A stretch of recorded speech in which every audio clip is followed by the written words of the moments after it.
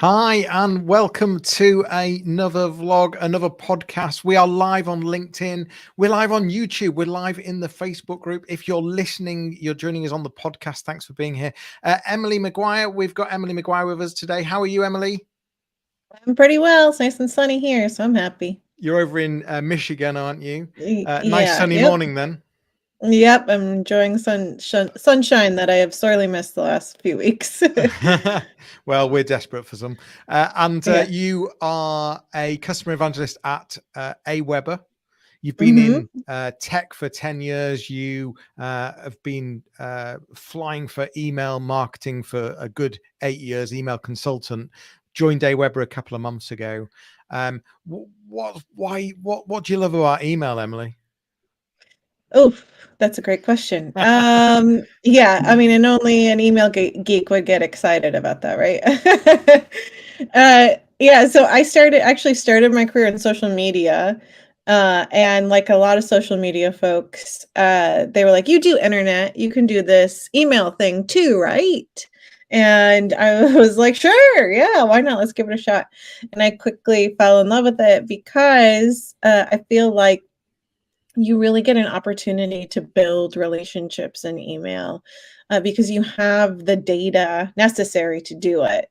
And so you can really follow people along where they are in their relationship with your brand and your business and keep building a relationship based on those stages. And so I geeked out on the equally creative side and the analytical tech side as you're looking at automated campaigns and flows and all those kinds of things.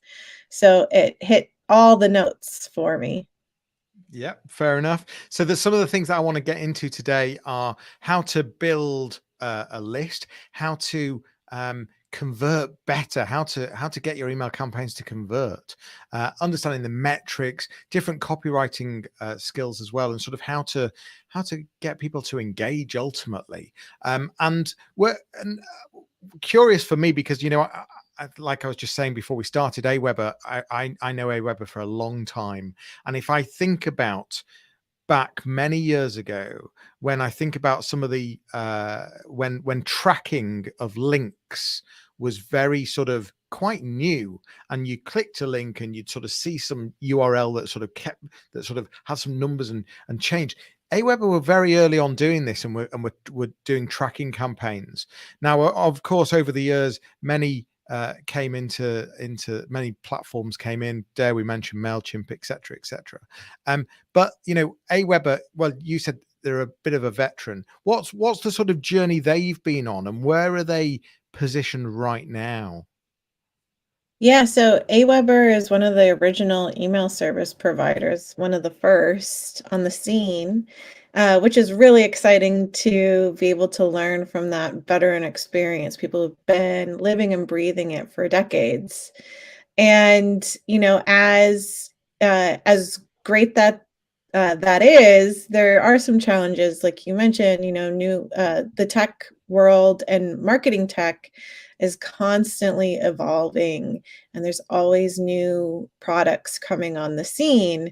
And so, with that, well, and those new products, they fit a lot of different needs, right? Depending on your business and your brand and all those sort of things. So, um, the great part about that is watching those brands and seeing, what their successes and challenges are too, and how AWeber can stay on top of those needs that customers really are thirsty for, and getting their emails out faster, making sure the product is really simple and easy to use, because we deal with a lot of small businesses, so people who are wearing all of the hats, and so they really need a simple, easy to use product, and that's where we've sort of stayed in that lane, but also innovating on top of it. So one of the first email service providers to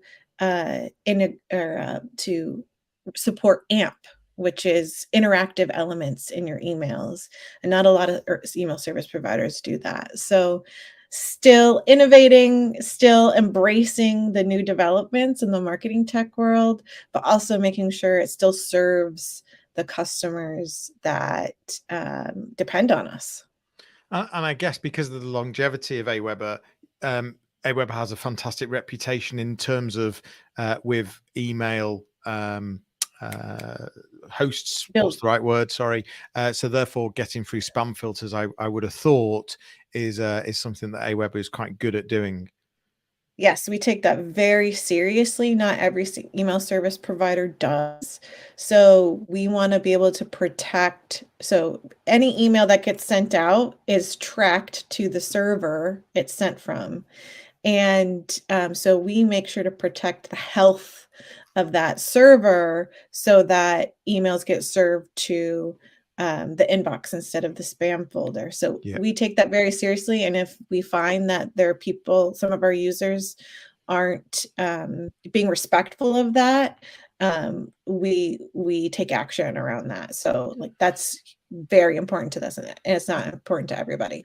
And you talked about interaction, parts of emails being interactive. Just to help listeners and people watching right now just understand some of the elements that uh, you can have that are interactive. Then, Yeah, one of the things that we have in our message builder that is an AMP feature is what they call a carousel. So it's sliding images that you can navigate through. Uh, Other things that you can do with AMP, and it's something that actually a lot of people ask about, is can you put a survey in an email or a poll in the email so people are clicking directly in the email and not having to go to another page? That is an AMP feature. So yeah, those sort of things where if you want somebody to click on something but stay inside the email and not go to another page, that's AMP. excellent. If you are watching or listening right now and you've got any questions for Emily or for the product AWeber, please do ask. Use the chat, and we will ask. We will answer. And if this is asked afterwards, we'll come back to you and answer afterwards as well. So tell me, some people might say that email is dead. What are your thoughts? Email newsletters. I mean, I get so many. I'm always Mhm. unsubscribing. Um, Yep. Tell me more. Is email dead, or is there a huge opportunity that people are still not getting right? Yeah, I mean, not from what I've seen, email is not dead. I've seen it be incredibly successful. And but the way we think about it, I think, is dead. And I think that there are still folks who view email as an extension of direct mail marketing, where you are, where you think or the user experience in direct mail marketing is you get a physical piece of mail or a newsletter, right? Back when they were printed newsletters, and you're sitting down and reading it cover to cover. And people don't people don't read content in that way anymore, right? We are competing with a million different distractions for people's time and attention, whether that's texts on your phone, a coworker Slack messaging you, a new email, a social media notification, your dog barking in at you while you're trying to work from home, kids interrupting you, all the things. And so, uh, how people have thought of newsletters as just dumping a bunch of content in an email, thinking that people will read all of it. And they're not. We have to make sure that the content we are serving folks is simple and easy and fast to read and doesn't require them to do a lot of extra work, like clicking a million links, right? So that part, it also helps people focus on the content you're actually trying to get them to read and the action you're trying to get them to take. So really simplifying how much information you're putting in your emails helps with the user experience overall. And I think that's the distinction between modern marketing and some more traditional methods. And I mean, I guess it depends on your audience, B2C, Yes, B2B, always. the products, the services. But is there is it fair to say that the sort of, so from what you've said, I mean, I can totally relate to that, well, full stop, I don't do a lot of reading. I prefer to listen, I prefer to watch. I tend, I tend not to read anywhere near as much as I used to. So if I receive an email, I just scan, have a quick scan. Yeah. Mhm. So are we talking about potentially that newsletters should be just, you use the word simple, but I'm sort of hearing that they actually should be far more sort of shorter. Short is the wrong word. Um, to the point. To the point, I guess. Yes. Yeah, to the point, and to the point of your goals, right? And like often a complaint I hear people come to me with is I put all this effort into my newsletter to send it out monthly. I write and I curate and I put all my favorite things in there, and it's just not doing anything for me, and it's exhausting. And that is exhausting, right? To put on all that effort into a newsletter and not seeing what you're hoping to see from it. But what I hear often as I'm having that conversation with people is that they don't have any specific goals for their emails. So they're sort of just lobbing stuff in it, right? It's unfocused. It's just a bunch of links or thoughts. And if you're very clear about what your goal is for your emails, then you're going to be focused on providing, like you said, essentially a flow in the email. Like, here's the thing I want to engage you on. Here's the thing I know that you care about, that I also care about, or my business cares about. And then how does that flow into the action I want you to take? Is that to become a customer, place an order, book an appointment, making sure that you're not just delivering really valuable content, but you're also guiding people to the goal you have in mind for them. So, yeah, you're not going to see a lot of results if you're just saying, here's some content, good luck, have fun, here's some content, and here's how it relates to what I'm trying to get you to do. Book that call, place an order, um, view more information about a particular service or product, talk to a salesperson, whatever that is. So it has a flow and not just lobbing a bunch of information into an email, hoping people will get it. So we need to have a very clear goal in mind, and we've got to ensure that that goal isn't too generic as well. That it's just we Yes. want more sales, which is typically Right. what a business owner would say, Yeah. and so it's got to be a strategic goal, I guess. Um, Hmm. we've not talked about segmentation, but I'm guessing that that's the next step, is it, in terms of engaging that audience?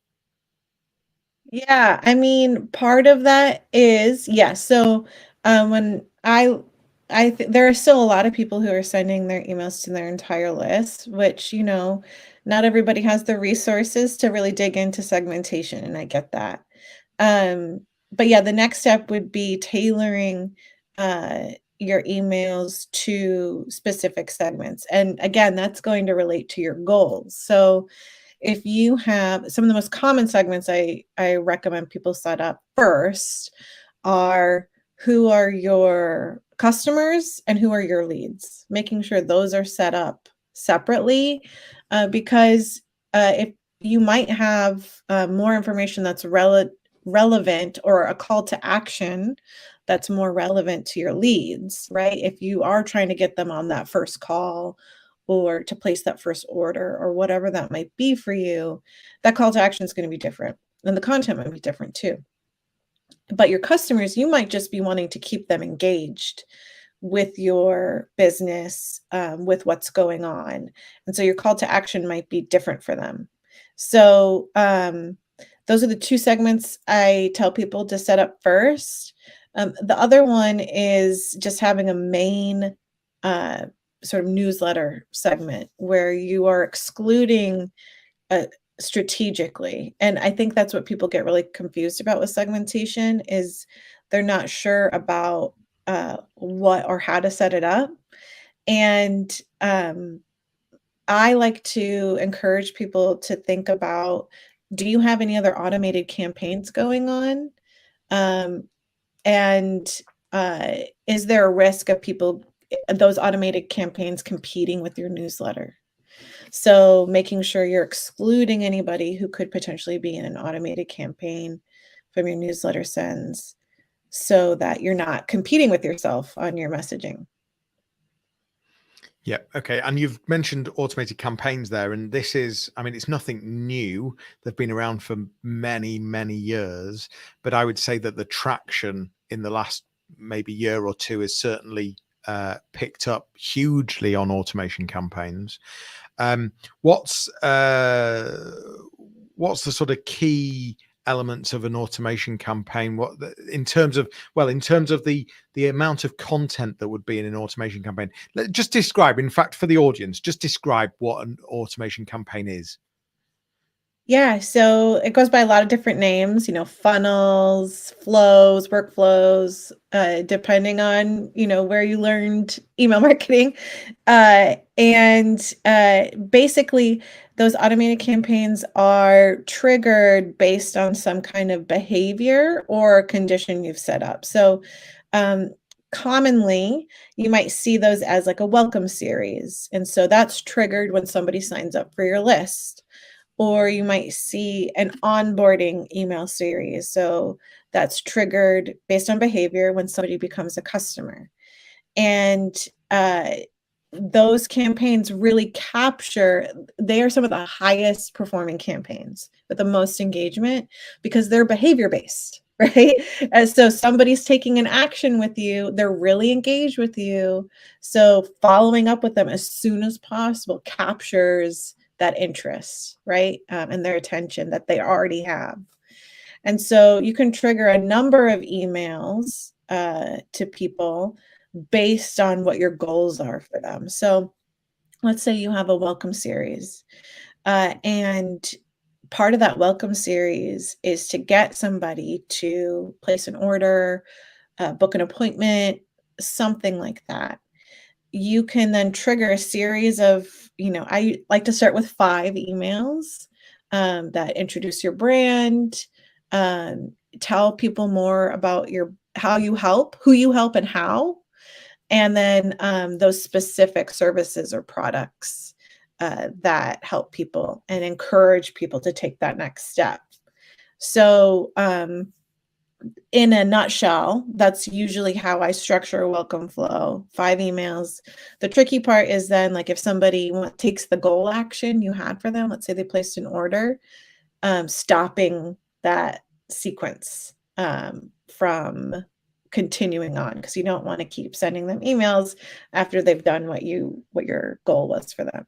So usually that's done with tags, right? That's the easiest way to do it, which AWeber does a really great job of making sure you can exclude people um, once they take that goal action. So you gave a number there. You said 5 emails. I'm curious now, over what sort of period of time? So I like to keep it, again, it depends on your audience, but I start with 2 weeks. So sending one every couple days for 2 weeks. Usually that I monitor it to see what kind of engagement's happening, and we might tighten that time frame to one every day, or extend it. Again, depending on the length of your sales cycle. If you have a 6 to 18-month long sales cycle, you're gonna space that cadence out longer. If you've got a sales cycle that's half an hour, you're gonna have those shorter and closer together. I noticed Cesar Diaz has joined us. Great points, all important, he's saying. If you do have questions, if you're watching, listening right now, please do ask in the chat with pleasure. I wanted to ask about, so we've got automation campaigns, and you talked about that potentially could be a welcome series. It could be, post buying something. It could be, there could be so many different things.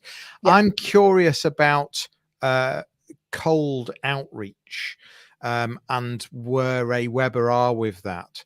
and whether that's sort of seen as something promoted or not, and whether you get much of whether you see much return on that.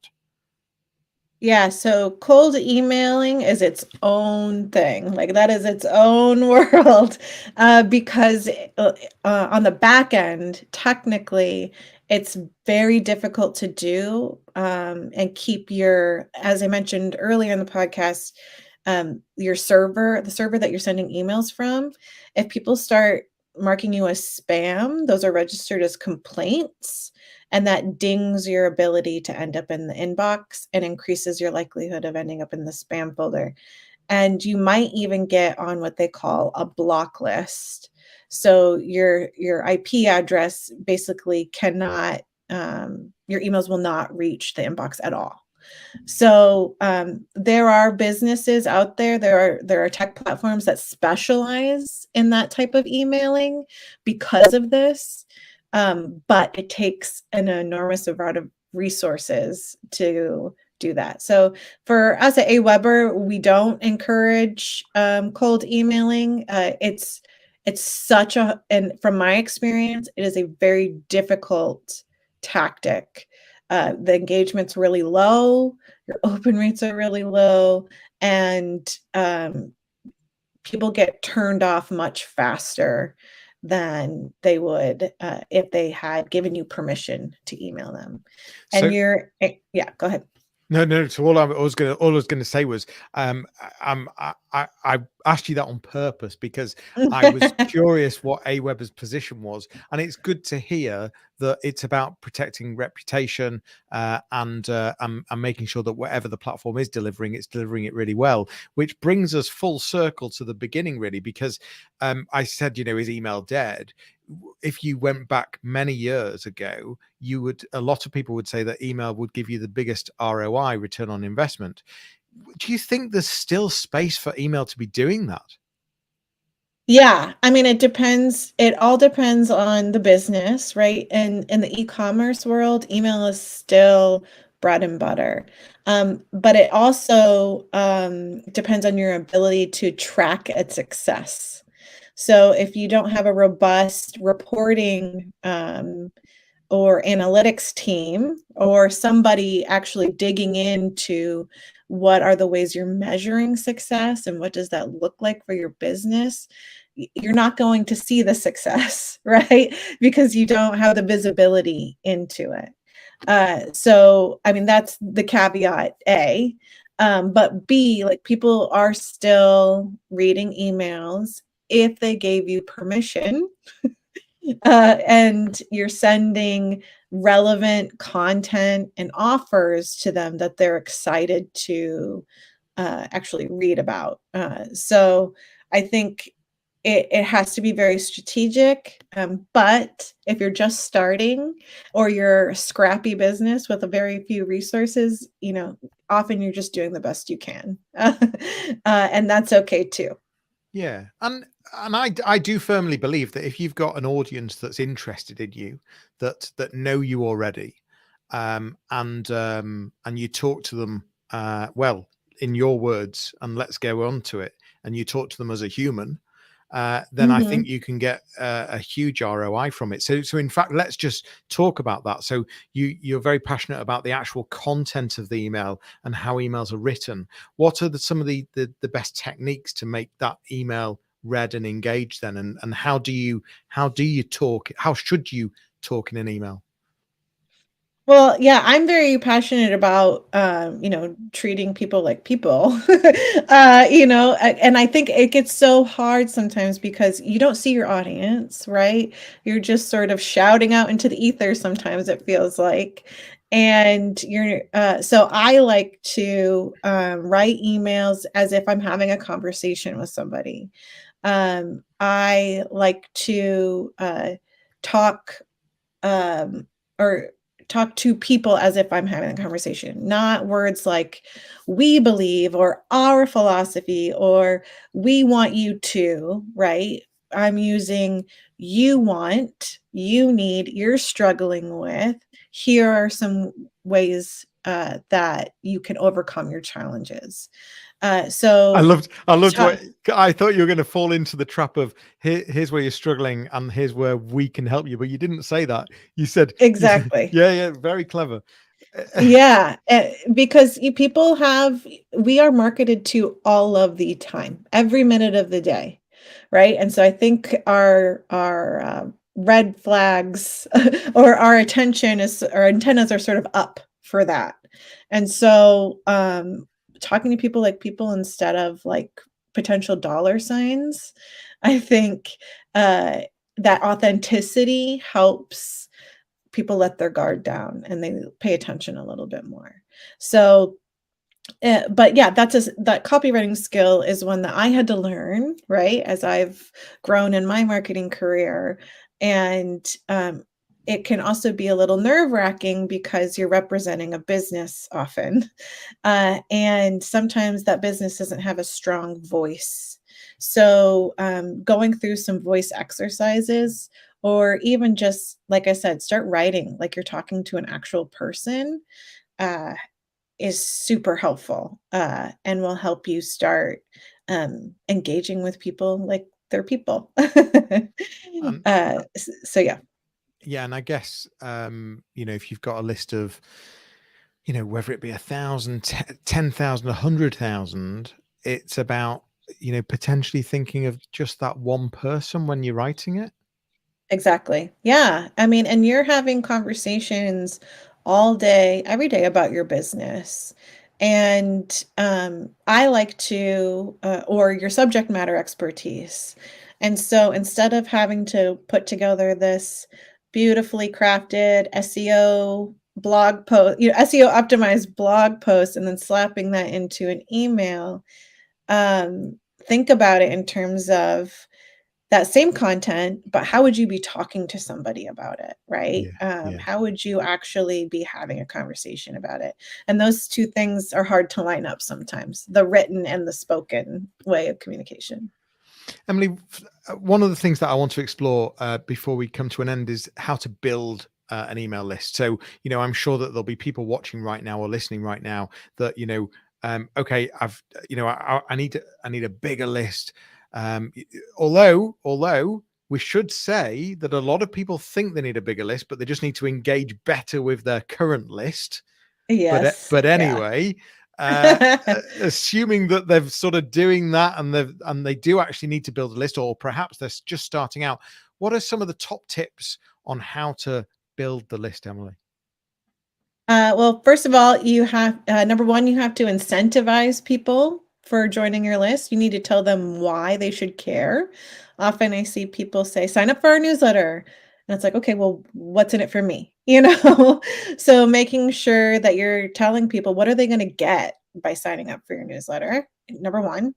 Number two, make it really easy for them to sign up. So sending them directly to a landing page with a sign up form on it, and it's the only thing they do on that page. So you're not just like, hey, yeah, just go to my homepage. You'll find the sign up form somewhere. So making sure you have a dedicated place for people to do that. It helps focus them and you. And then number three, you have to drive traffic to your sign up form. So whether that that might also be a lead magnet or a freebie or some kind of offer, you have to tell people about it.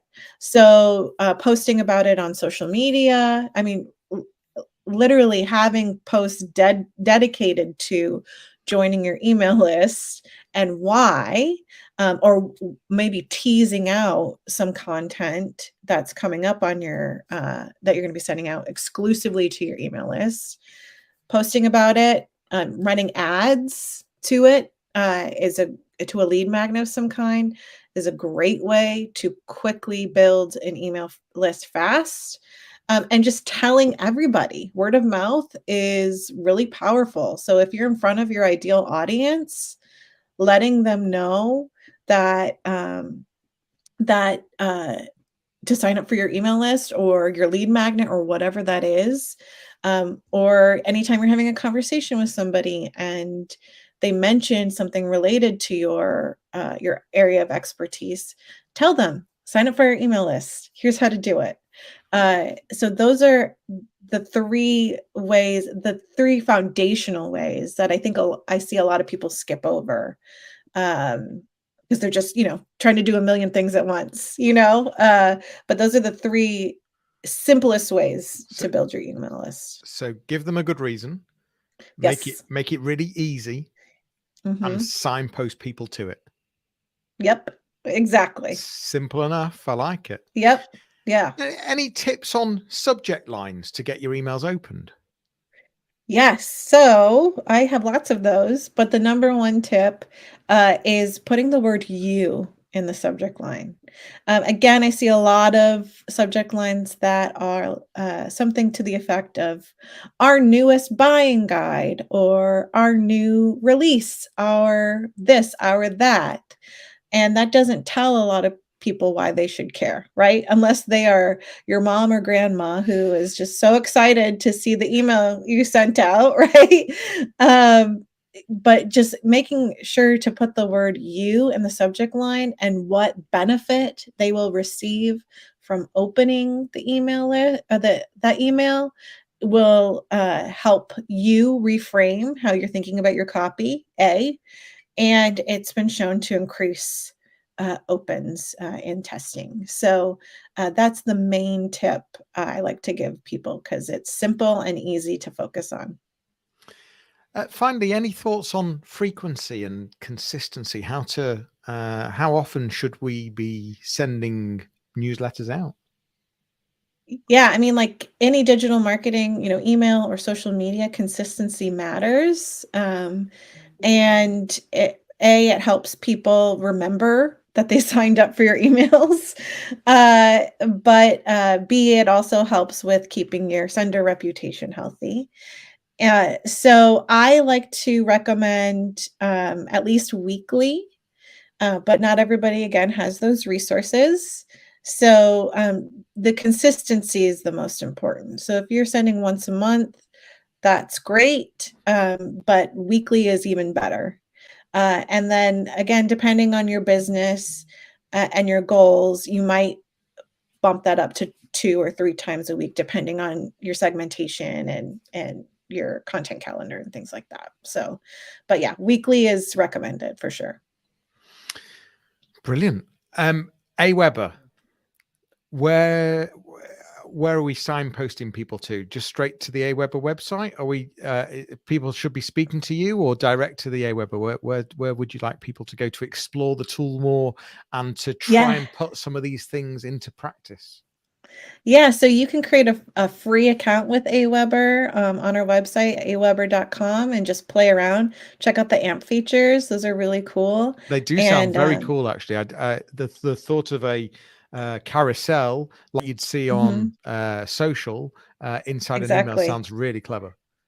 Yeah, and just play around and see what you can get, how dirty you can get your hands in playing with your free account. But yeah, check it out. It's a fun tool. Brilliant.